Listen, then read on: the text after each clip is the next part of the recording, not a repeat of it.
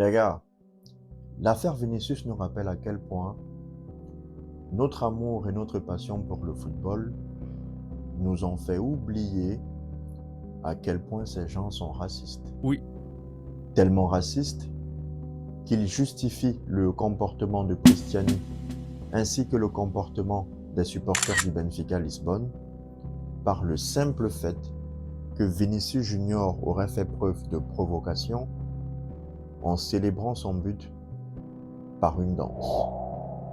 Incroyable, n'est-ce pas?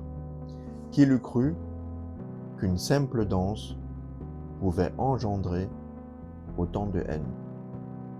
Cela signifie aussi que lorsque Ronaldinho célébrait ses buts en dansant la samba brésilienne, il faisait de la provocation.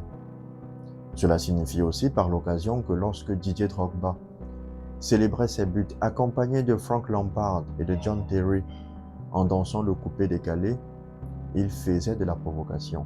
Et cela signifie enfin que lorsque Roger Milla, le plus grand footballeur de l'histoire du football africain en Coupe du Monde, célébrait ses buts en dansant le Makossa, il faisait de la provocation.